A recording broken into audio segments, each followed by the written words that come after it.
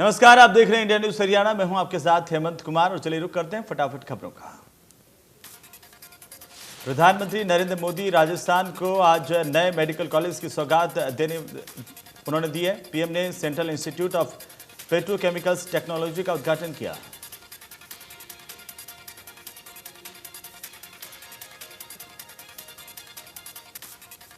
प्रधानमंत्री ने राजस्थान में 4 नए मेडिकल कॉलेजों की आधारशिला भी रखी। पीएम के साथ राजस्थान के मुख्यमंत्री अशोक गहलोत और केंद्रीय स्वास्थ्य मंत्री मनसुख मांडविया भी मौजूद रहे।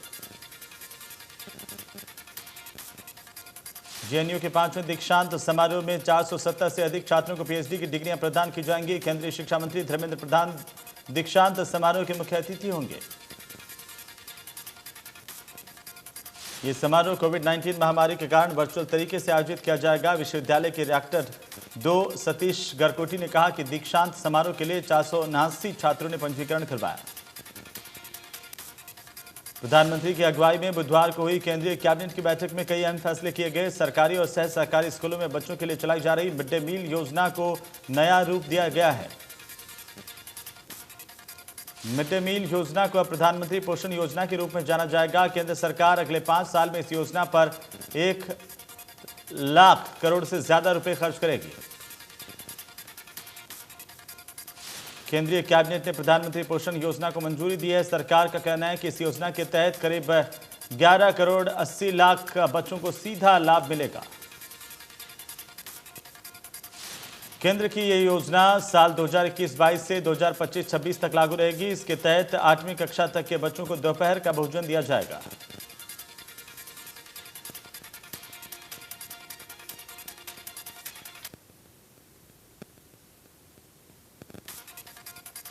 दिल्ली के मुख्यमंत्री अरविंद केजरीवाल ने पंजाब विधानसभा चुनाव से पहले बड़ा ऐलान किया है। चुनाव में जीत के बाद पंजाब के लोगों को फ्री इलाज, दवाइयां और टेस्ट का वादा किया।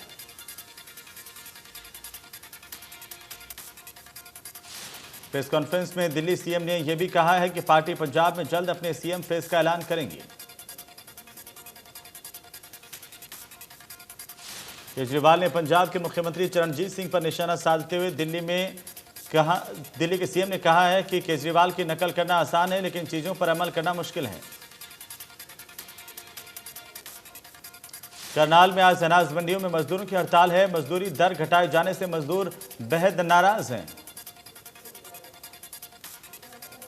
मजदूर आज सचिवालय पर विरोध प्रदर्शन करेंगे। जिले की मंडियों में कल से धान की खरीद शुरू होगी।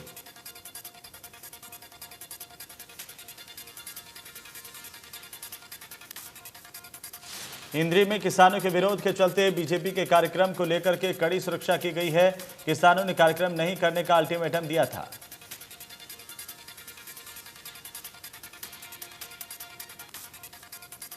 सिरसा में गुलाबी सुंडी से खराब हुई फसलों के मुआवजे की मांग को लेकर बुधवार को किसानों ने सिरसा के लघु सचिवालय के बाहर जोरदार प्रदर्शन किया।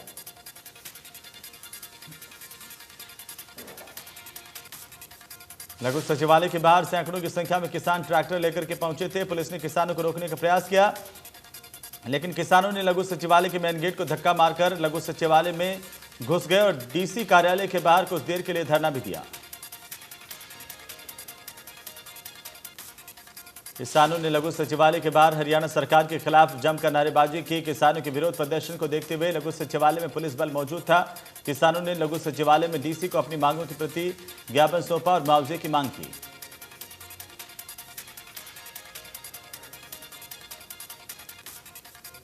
एलनाबाद विधानसभा के उपचुनाव की घोषणा हो गई है। कोविड के चलते इन चुनाव में जारी गाइडलाइन के तहत राजनीतिक पार्टियां इस बार रोड शो पर पूरी तरह से प्रतिबंध रहेगा।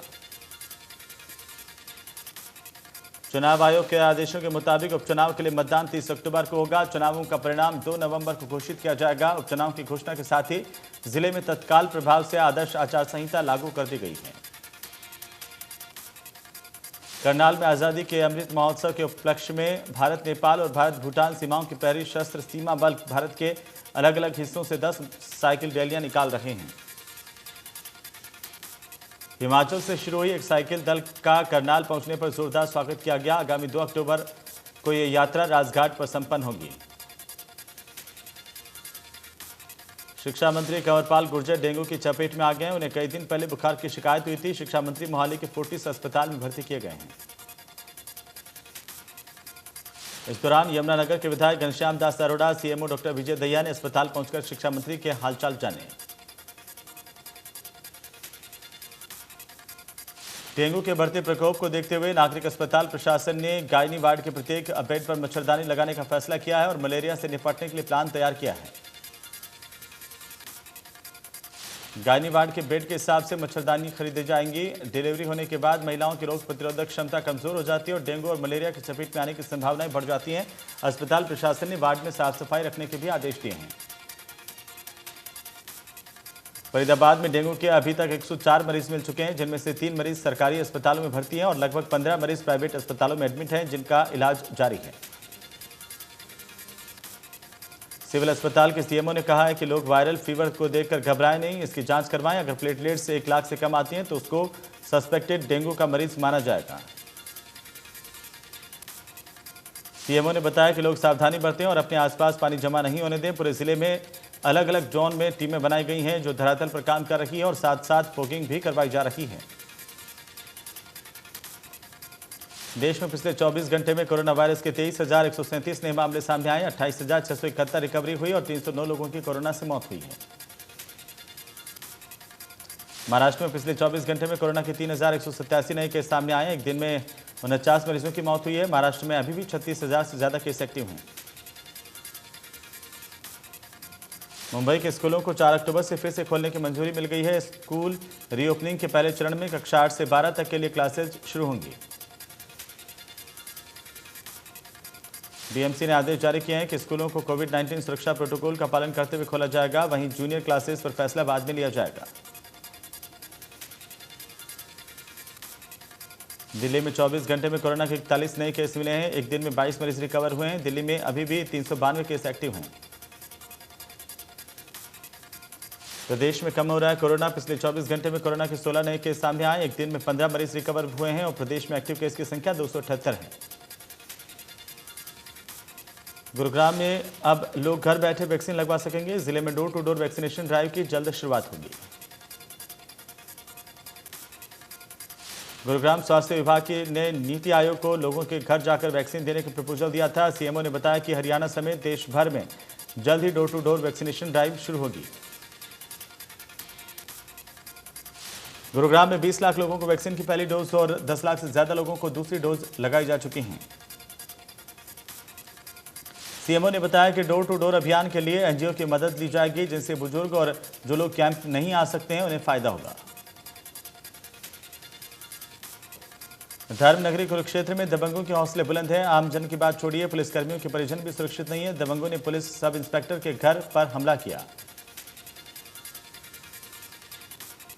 धर्मनगरी कुरुक्षेत्र में दबंगों के हौसले इस कदर बुलंद है कि उनके न कानून का खौफ है और न ही पुलिस का भय। गत 21 तारीख को भी हमला बोला गया। इंद्री के गांव चोरपुरा से एक महिला का अपहरण होने का मामला सामने आया। पुलिस ने महिला के पति की शिकायत पर केस दर्ज कर जांच शुरू कर दी है। जानकारी के अनुसार रजमीत कौर सुबह करीब 5 बजे अपने पति नवीन के साथ रोजाना की तरह पशुओं को घास डालने गई थी। पशुओं को घास खिलाने के बाद जब वो रजमीत गोबर से भरे तसले को बाड़े में फेंकने गई तो वो काफी देर तक वापस नहीं लौटी। दिल्ली जयपुर हाईवे स्थित खेड़की दौला टोल प्लाजा पर बुधवार सुबह पुलिस कर्मचारियों की मनमानी का मामला सामने आया। टोल प्रबंधन के मुताबिक निजी गाड़ियों से पुलिसकर्मी पहुंचे। इन पुलिसकर्मियों से जब टोल टैक्स की मांग की गई तो उन्होंने पुलिस को टोल में छूट होने की बात कहते हुए टोल देने से मना कर दिया। टोल कर्मचारियों के मुताबिक पुलिसकर्मी अपने आप को दिल्ली पुलिस के जवान बता रहे थे। टोल प्रबंधन का यह आरोप है कि टोल टैक्स दिए बिना उन्हें आगे नहीं जाने दिया गया तो पुलिसकर्मियों ने टोल प्लाजा पर हंगामा शुरू कर दिया। पुलिसकर्मियों ने अपनी 3 गाड़ियां टोल प्लाजा की 3 अलग अलग लेन में खड़ी कर दी। लेन को ब्लॉक कर दिया। गाड़ी से उतरकर बाहर आकर टोल कर्मचारियों से जमकर बहस भी की। प्रबंधक विनीत सिंह ने बताया कि गाइडलाइन में पुलिसकर्मियों को निजी वाहनों में टोल टैक्स की छूट नहीं है। उन्होंने बताया कि टोल मांगने पर पुलिसकर्मियों ने टोल देने से मना किया, हंगामा किया। इसकी सूचना उन्होंने 112 कंट्रोल रूम पर दी। सोनीपत में रोड के बदतर हालातों को दर्शाने के लिए युवक ने अनोखे ढंग से प्रदर्शन किया। गांधी चौक के नजदीक सेक्टर 14 की सड़क के गड्ढों में बैठकर विरोध प्रदर्शन किया गया।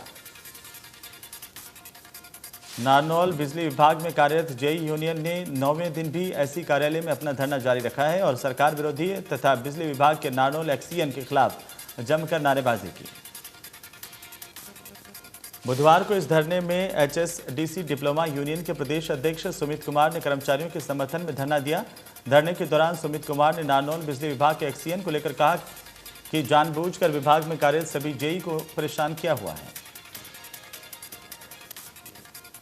फरीदाबाद में तोड़फोड़ पर सुप्रीम कोर्ट ने रोक लगा दी है। फरीदाबाद रेलवे की जमीन पर बसी 40 झुग्गियां तोड़ी जा रही थीं। तोड़फोड़ के मामले को लेकर आज सुप्रीम कोर्ट में सुनवाई होगी। तोड़फोड़ पर पंजाब हरियाणा हाईकोर्ट ने स्टे लगा रखा है। तोड़फोड़ से पहले कॉलोनी वासियों ने जमकर नारेबाजी की है। कॉलोनी वासियों के विरोध के चलते पुलिस बल तैनात किया गया। चरखी दादरी में नेशनल हाईवे की बदहाली से गुस्साए ग्रामीणों ने गांव जाटू लोहारी में सड़क मार्ग को जाम कर दिया। विभाग और प्रशासन के खिलाफ जमकर नारेबाजी की।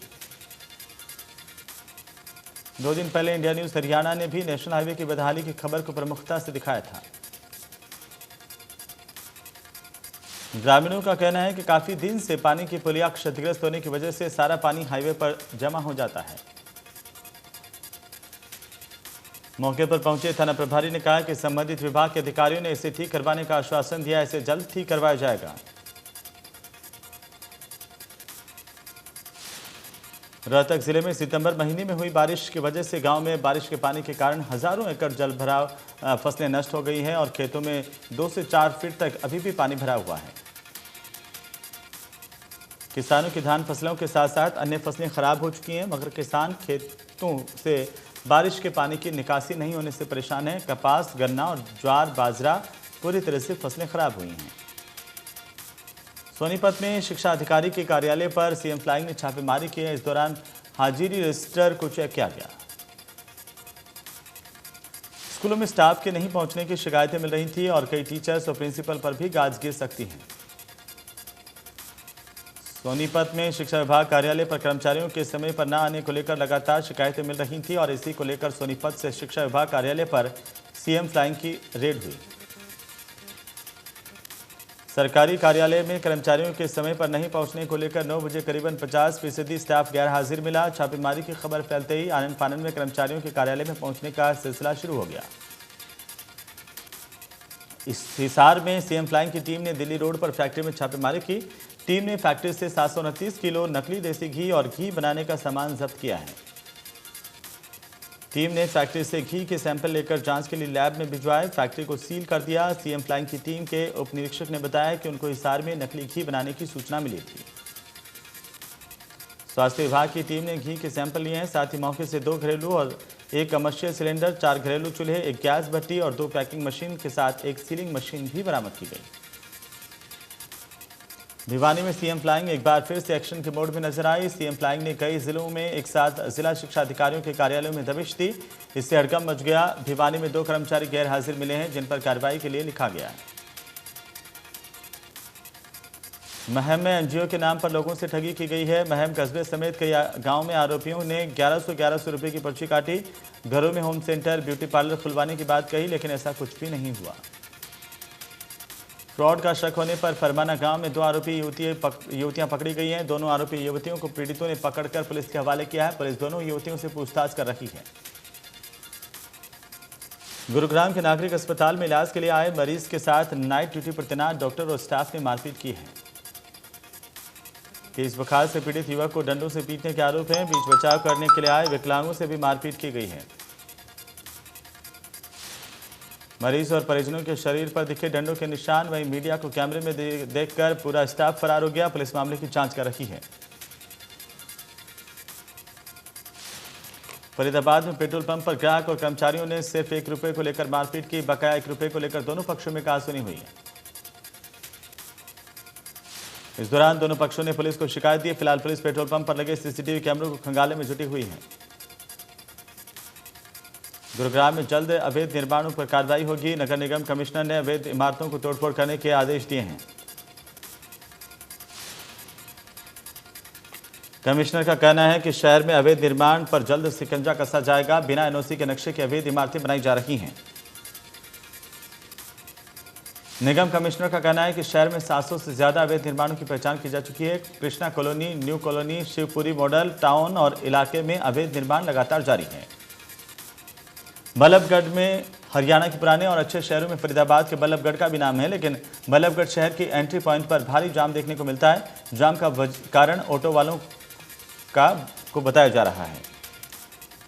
लोगों का कहना है कि कहीं पर भी इनको ऑटो ब्रेक मार देता है और कहीं भी सड़क पर अपनी सवारियां बिठाने के लिए ऑटो खड़े हो जाते हैं, फिर चाहे वाहन चालक परेशान हो या फिर आम आदमी। चरखी दादरी जिले के गांव आदमपुर दाढ़ी 17 साल की नाबालिग लड़की कबड्डी खिलाड़ी का शव मिला है। शव को रोड पर रखकर के जाम लगाकर प्रदर्शन किया गया। परिजनों ने पुलिस पर आरोप लगाए हैं। पुलिस इस केस को लेकर कार्रवाई नहीं कर रही थी। 27 तारीख से लड़की लापता थी। पुलिस के पास शिकायत भी दर्ज करवाई गई थी। बल्लभगढ़ में नकाबपोश बदमाशों ने व्यापारी से लाखों की लूट की वारदात को अंजाम दिया। बदमाश 3 लाख से ज्यादा लूट कर फरार हो गए। बदमाशों ने खुद को गिरता हुआ देखकर व्यापारी पर फायरिंग कर दी। इस दौरान व्यापारी और व्यक्ति को गोली लग गई। प्राइवेट अस्पताल के आईसीयू में व्यापारी का इलाज जारी है। पलवल के शहर थाना इलाके में बाइक सवार 2 नकाबपोश बदमाशों ने तमंचे के बल पर दुकानदार से हजारों की नकदी और ज्वेलरी लूटकर मौके से फरार हो गए। पुलिस ने पीड़ित की शिकायत पर अज्ञात लोगों के खिलाफ केस दर्ज किया है। पुलिस मौके पर पहुंची, मामले की जांच जारी है। पुलिस घटनास्थल के आसपास लगे सीसीटीवी कैमरों को भी खंगाल रही है। पलवल के औरंगाबाद गांव में एक ही परिवार के 5 लोगों के आत्महत्या करने का मामला सामने आया। पति पत्नी और 3 बच्चों ने एक साथ खुदकुशी की। इस दौरान पति पत्नी और 2 लड़कियों ने जहरीला पदार्थ पी लिया। लड़के ने फांसी लगाकर आत्महत्या कर दी। 5 लोगों की आत्महत्या के कारणों का खुलासा नहीं हुआ है। पुलिस ने मौके का मुआयना कर जांच शुरू कर दी है। गोहाना में एक बार फिर से तेज रफ्तार का कहर देखने को मिला। गोहाना खानपुर रोड पर गांव गामड़ी के पास 2 बाइकों में आमने सामने की टक्कर हुई। हादसे में एक बाइक सवार युवक की मौके पर मौत हो गई। हादसे में 2 युवक घायल हुए हैं। गुरुग्राम के फरूख नगर कस्बे में वुशु खेल के खिलाड़ियों के लिए पिछले 6 महीने से कोच की सुविधा नहीं होने से खिलाड़ी प्रैक्टिस नहीं कर पा रहे हैं। वुशु खिलाड़ियों के लिए ना तो पर्याप्त खेल ग्राउंड है और ना ही खेल उपकरण, जिससे कि खिलाड़ियों को परेशानी का सामना करना पड़ रहा है। पंजाब में जारी सियासी संग्राम के बीच राज्य के पूर्व मुख्यमंत्री कैप्टन अमरिंदर सिंह बीजेपी नेता केंद्रीय गृह मंत्री अमित शाह से मिलने के लिए उनके आवास पर पहुंचे। कैप्टन और अमित शाह के बीच लगभग 45 मिनट तक बातचीत चली। कैप्टन अमरिंदर सिंह ने कहा था कि यहां मैं घर जाऊंगा, सामान इकट्ठा करूंगा और पंजाब जाऊंगा। यहां मैं किसी राजनीतिक नेता से नहीं मिलूंगा। मैं कपूरथला हाउस हूं, उसे खाली करने आया हूं। पंजाब के मुख्यमंत्री चरणजीत सिंह चन्नी ने कल प्रेस कॉन्फ्रेंस की। इस दौरान चरणजीत सिंह चन्नी ने कहा कि सिद्धू से बात की जाएगी, लेकिन वह आरोपों से बचते दिखे।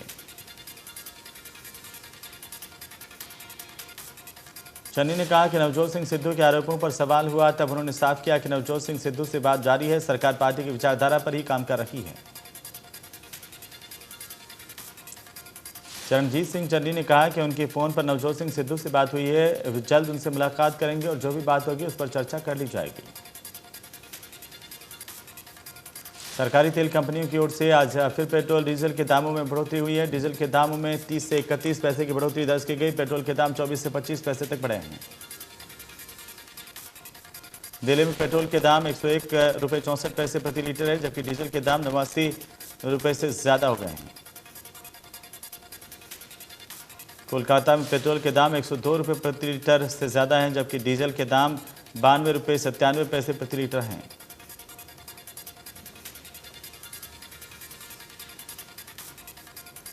तो चलिए खबरों में फिलहाल वक्त तो चला एक छोटी सी ब्रेक का, जल्द लौटेंगे।